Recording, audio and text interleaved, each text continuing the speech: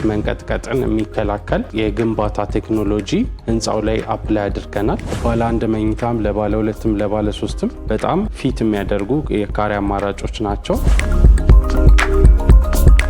ታችንን ስንመርጥ መሀል ከተማ መሆኑ አንደኛ የያዝነው ነገር ነው። ሁለተኛ ደግሞ እዛ ህንጻው ላይ ሆኖ ያለው እይታ እሱም ወደ ፍሬንድሺፕ ፓርክ፣ ወደ ዩኒቲ ፓርክ፣ ወደ አድዋ 00 ሚውዚየም፣ ወደ ሜክሲኮ ነው የሚሆነው እና በጣም የከተማው ውብ ገጽታ የሚታይበት ቦታ ነው የሚሆነው።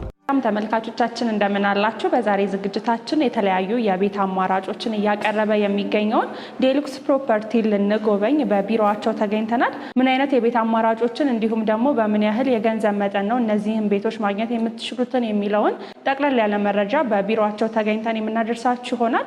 ዝግጅቱን ወደ እናንተ እያደረስኩ እኔ በአምላክ አበራ ከካሜራማናችን ኤልያስ ታዬ እንዲሁም ቴክኒኩን በመቆጣጠር ኪዳኔ ጋር አብረናችሁ ቆይታ እናደርጋለን። እስከ ዝግጅታችን ፍጻሜ ድረስ አብራችሁን ቆዩ።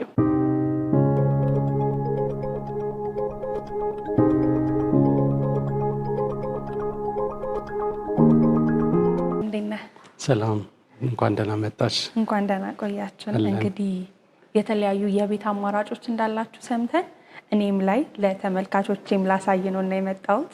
እስቲ ዴሉክስ ማን ነው? ምን አይነት ስራዎችን የሚሰራ ድርጅት ነው ከሚለው ብንጀምርስ? ዴሉክስ ኮንስትራክሽኑ ዘርፍ የቆየ ድርጅት ነው። አንደኛ ደረጃ የህንፃ ተቋራጭና የመንገድ ተቋራጭ የሆነ ሻይኒንግ ስቶን ኮንትራክተርስ የተባለ እህት ኩባንያ አለው፣ በዛ ይታወቃል። እንዲሁም ደግሞ አክሲስ ፋውንዴሽን ስፔሻሊስት የሚባል ደግሞ የቁፋሮና የመሰረት ስራ ላይ ስፔሻላይዝ አድርጎ የሚሰራ ሌላ ሲስተር ካምፓኒ አለው። እንዲሁም ደግሞ ቪቶሪዮ ኬሚካልስ የሚባል ደግሞ የኮንስትራክሽን ግብአቶችን የሚያመርት ትልቅ ማኒፋክቸሪንግ ድርጅት አለው እና ሽኑ ግን ወደ 20 ዓመት ልምድ አለን።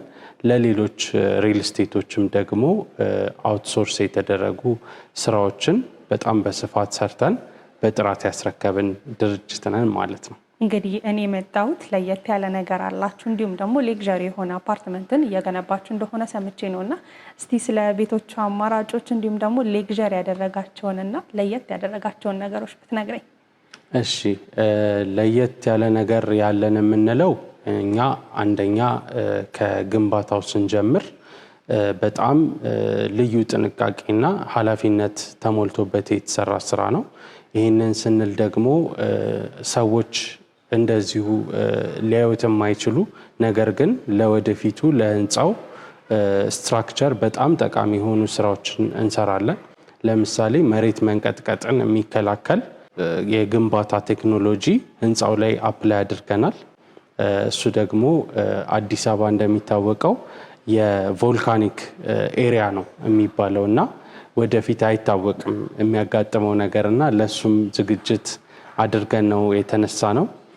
እንዲሁም ደግሞ 2 የመኪና ሊፍቶች አሉ፣ 5 ፍሎር ፓርኪንግ አለ፣ ለእያንዳንዱ ሰው ፓርኪንግ የሚያገኝበት እንዲሁም ደግሞ ትርፍ ቦታዎችም ደግሞ እንግዳ ሲመጣበት የሚያቆምበት ቦታ ይኖረናል።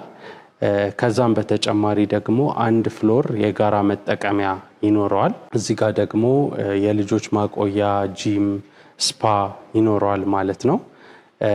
ከዚህ በተጨማሪ ደግሞ ሌላ ፖስት ቴንሽን የሚባል ቴክኖሎጂም አፕላይ አድርገናል። ይሄ ደግሞ በአውሮፓ በተለይ የሚታወቀው ረጃጅም የሆኑ አገር አቋራጭ እና ወንዝ አቋራጭ የሆኑ ድልድዮችን በመሃል ቋሚ ሳይኖር በረጅም ከፍታ ለማስኬድ የሚጠቅም ቴክኖሎጂ ነው እና ይሄ አሁን እኛ ጋር የተጠቀምንበት ምክንያት ምንድን ነው? እነዚህ ኮለኖች ቤት መሃል ላይ ሲገቡ የህንፃውን ዲዛይን የማበላሸት እይታውን እንዳይማርክ የማድረግ ነገር አለ እና እሱን ለማስቀረት ያንን ስትራክቸር ተሸክሞ ይሄ ኮለን ሳይኖር በየመሃሉ ወጥ ሆኖ ዲዛይኑ እንዲያምር ለማድረግ የተጠቀምነው ቴክኖሎጂ ነው ማለት ነው። ሳይታችሁ የት እንደሚገኝ ለተመልካቾቻችን ብታስረዳልኝ፣ እንዲሁም ደግሞ እሱም ቦታ የመረጣችሁበት ምክንያት ምንድን ነው የሚለውንም አያይዘ ግለጽልኝ። እሺ፣ አመሰግናለሁ። ሳይታችንን እንግዲህ ስንመርጥ መሀል ከተማ መሆኑ አንደኛ የያዝነው ነገር ነው። ሁለተኛ ደግሞ እዛ ህንፃው ላይ ሆኖ ያለው እይታ ወዴት ነው የሚለውን አየን። እሱም ወደ ፍሬንድሺፕ ፓርክ፣ ወደ ዩኒቲ ፓርክ፣ ወደ አድዋ 00 ሚውዚየም፣ ወደ ሜክሲኮ ነው የሚሆነው እና በጣም የከተማው ውብ ገጽታ የሚታይበት ቦታ ነው የሚሆነው። ሌላ ደግሞ ደንበኞች ላይፍ ስታይል አንጻር ምን መጠቀም ይፈልጋሉ፣ ምን በቅርባቸው ማግኘት ይፈልጋሉ የሚለውን አየን። ከሱም አንጻር ደግሞ የመዝናኛ ቦታዎች እንዳልኩሽ ፓርኮች አሉ። ሾፕ ለማድረግ ቢፈልጉ ወደ አምባሳደር ሞል በ5 ደቂቃ ውስጥ መድረስ ይችላሉ። የተለያዩ ለምሳሌ ትምህርት ቤት አማራጮች አሉ። ኤሌመንተሪ ትምህርት ቤቶች ለምሳሌ ሊሴ ገብረ ማርያም ወይም ካቴድራል ልጁን ሰው ሊያስተምር ይችላል። ወይም ደግሞ ሃየር ኢንስቲትዩሽን ከሆነ ደግሞ 4 ኪሎ፣ 5 ኪሎ፣ 6 ኪሎ ዩኒቨርሲቲዎች በቅርብ ይገኛሉ። የሕክምና ቦታ ከተፈለገ ውዳሴ ዳያግኖስቲክ መንገድ ተሻግሮ ነው እንደውም ያለው እና አብዛኛውን ነገር በጣም በቅርቡ ማግኘት ይችላል እና እዛ አካባቢ ሰው ቢኖር ወይም ደግሞ ቢያከራይ እንደ ኢንቨስትመንት እዛ ቦታ ላይ ሊኖር የሚችለው ሰው የሚፈልገውን ነገር ታሳቢ አድርገን ነው የሰራ ነው ማለት ነው። ሎኬሽኑ በጣም ጥሩ። እና ሎኬሽናችሁ ስፔሲፊክ የት ነው የሚገኘው? ከፒያሳ ወደ 4 ኪሎ ስትሄጂ ወደ ፍሬንድሺፕ ፓርክ የሚያስኬደው መንገድ አለ። እዛ ጋር ከሞናርክ ሆቴል አጠገብ ማለት ነው። ጥሩ። እንግዲህ ብዙ ሰዎች ብራችንን ከምናስቀምጥ የተወሰኑ ነገሮች ላይ ኢንቨስት እናድርግ ይላሉ። ከሚያደርጉበትም ነገሮች ውስጥ አንደኛው ቤት ላይ ኢንቨስት ማድረግ ነው እና ዴሉክስን እንዲመርጡ የሚያደርገው ነገር ምንድን ነው? ለየት ያለ ነገር አለን እና እኛ ላይ ኢንቨስት ብታደርጉ የምትለውን ነገር እስቲ ብጠቅስልኝ። እሺ፣ እንግዲህ እያንዳንዱ ሪል ስቴት ይዞ የሚነሳው ነገር አለ። እኛ ደግሞ በጣም ትልቅ ልምድ ይዘን ነው የተነሳ ነው።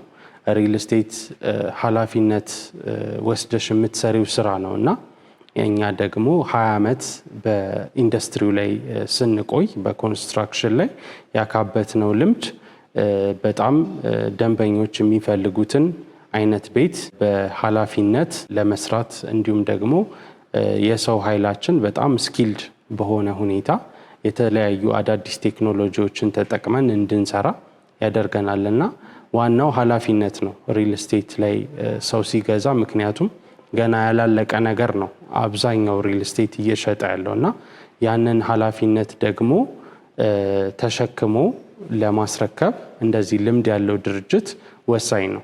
በእኛ ደረጃ ልምድ ያላቸው ምናልባት ከ195% በላይ ያደርገናል ማለት ነው ያለን ልምድና ያለን የምንሰራውም ሳይት አሁን አንድ ሳይት ነው።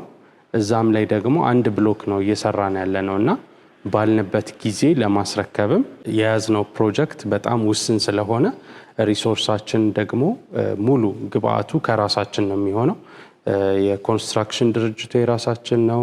ግብአት የሚገባው ማቴሪያል የራሳችን ነው። ፋውንዴሽን የሚሰራው የራሳችን ድርጅት ነው። ስለዚህ ባልንበት ጊዜ ባልንበት ኳሊቲ ለማስረከብ በቂ ዝግጅት አድርገን የገባንበት ስለሆነ በጣም የሚያስመርጠን እሱ ነው። ሳይታችሁ ላይ ነው የምንገኘው። እስቲ ስላሉት የቤት አማራጮች ኮምፓውንዱ ላይ ስለሚኖረው እንዲሁም ደግሞ አጠቃላይ ነገሮች አስረዳኝ። እሺ፣ እንግዲህ ህንፃው የሚሆነው G+23 ነው የሚሆነው። 2 ቤዝመንቶች አሉ። ከዛም በኋላ ግራውንዱን ጨምሮ እስከ 2ኛ ፎቅ ድረስ ፓርኪንግ ነው የሚሆነው። 5 ፍሎር ፓርኪንግ እንዳለ ቀድም ነግሬሻለሁ። ከዛም በኋላ 3ኛው ፍሎር ደግሞ ሙሉ ኮመን ኤሪያ ነው የሚሆነው። አንዳንድ ዝግጅቶች ሲኖሩ ለማስተናገጃ ጂም፣ ስፓ እና ዴኬር እንዲሁም ሱፐር ማርኬት ብዬ ነግሬሽ የነበረው እሱ ሙሉ 3ኛ ፍሎር ላይ ሆነና ከ4ኛ ጀምሮ እስከ 23ኛ ድረስ መኖሪያ አፓርትመንቶች ይሆናሉ ማለት ነው። ከባለ 1 እስከ ባለ 3 መኝታ ማለት ነው። ጥሩ። እንግዲህ ያው ከአካባቢው ላይ ብዙ ፎቆች ይታዩኛል እና ምናልባት አካባቢው ላይ ፎቆች መብዛታቸው የውሃ የመብራትና የተለያዩ ችግሮች ያጋጥማሉና ለሱስ ምን አይነት መፍትሄ አስቀምጣችሁ ነው ይህን ግንባታ የጀመራችሁት? እንግዲህ ለዚህም መፍትሄ አዘጋጅተናል።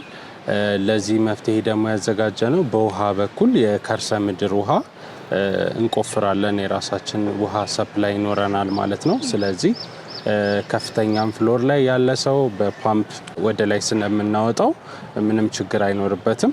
ስለዚህ በዛ መልኩ አድሬስ እናደርገዋለን። የመብራት በተመለከተ ደግሞ ባካፕ ጀነሬተር ይኖራል።